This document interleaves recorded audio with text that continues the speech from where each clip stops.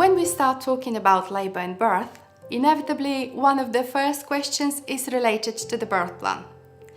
The truth is that the birth is by definition more often than not unpredictable and capricious. Therefore, how do you write a plan about something so impulsive?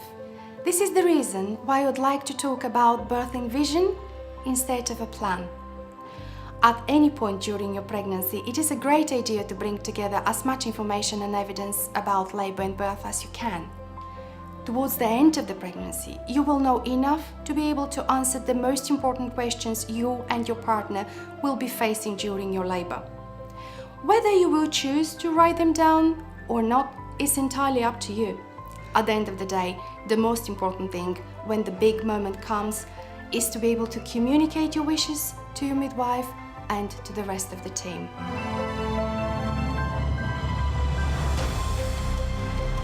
Well, first of all, you have to be sure who is coming to support you during your labor. Should you choose to birth your baby with us here at Frimley Health Wexham Park Hospital, you will be advised to invite 2 people. Whether you would want them to stay with you at all time, or there are certain procedures or stages when you'd prefer them to leave the room, is entirely up to you. If this is not your first baby, then you might think about whether or not the siblings will be present at the birth as well. It is also important to think about which position and how you would like to give birth. Would you like to stay mobile for as long as possible, using the pool, be kneeling on all fours, or standing and squatting? Or perhaps you prefer to use the Pezzy bowl and listen to music? It doesn't really matter. Whatever you choose, just make sure that the midwife looking after you is aware of your wish. The pain, or rather stress relief strategy, is going to be a very important part of your labor. Think of what kind of pain relief you would like to use, if any, and in what order.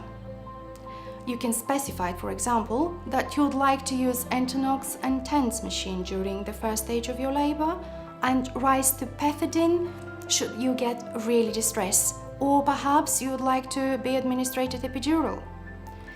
Make sure you mention breathing, relaxation and massage if you're planning to use hypnobirthing techniques. You may also know that the midwife will listen to the baby's heart rate throughout the labor to ensure that the baby is coping well. The pattern of the monitoring will depend on yours and your baby's needs at the time. If your labor is straightforward, the midwife will monitor your baby's heart rate intermittently about every 15 minutes using a sonicate, which is a handheld device also used by your community midwife.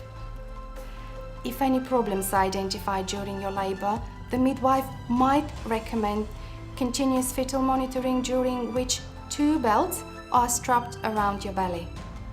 However, if for any reason you are against any monitoring, you can discuss that with the midwife at the time.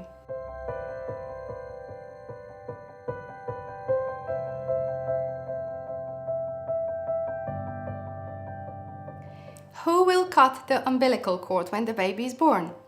Is that going to be your partner, your mother, or your birthing partner? As always, the midwife will be there to help.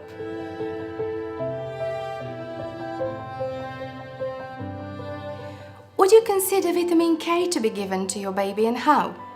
This is given routinely due to the fact that the newborns have low level of vitamin K.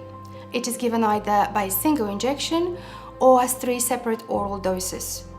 You don't have to agree to it, but it might be something you wish to think about.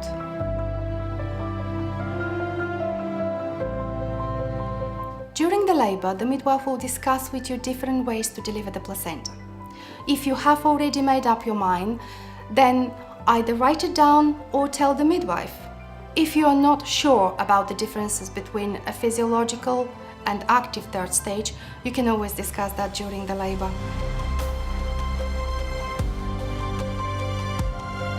After the birth, you may wish for your baby to be placed directly onto your tummy or to be cleaned up before he or she is handed to you. Again, make sure that the midwife is aware of your choice. if you have any special requirements that you would want to mention, like disabilities, religious requirements, or you are using any specific equipment, make sure that the midwife is aware of those. Also, let your midwife know if you need a sign language interpreter.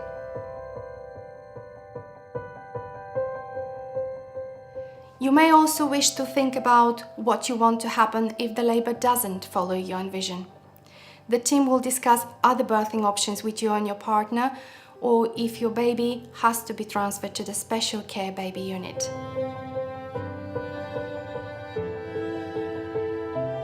Feeding your baby is a very important decision. All the evidence from different researchers shows that breastfeeding is the best option for both mother and baby. However, if for any religious, medical or cultural reasons you don't wish to breastfeed, then make sure that you have chosen the type of formula you would prefer to use. Consider whether you would be happy for a student midwife to be present in the delivery room during your labor. Student midwives are always very supportive and helpful. Depending on the stage of their training, they may or may not assist the midwife providing your care. However, if you don't feel comfortable, you can always discuss that with the midwife. Whether you will decide to put your birthing vision on paper or not really does not matter.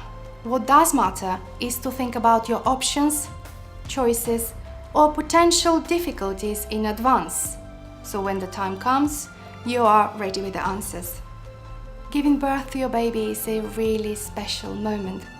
Prepare yourself as much as you can, but remember, keep it open-minded.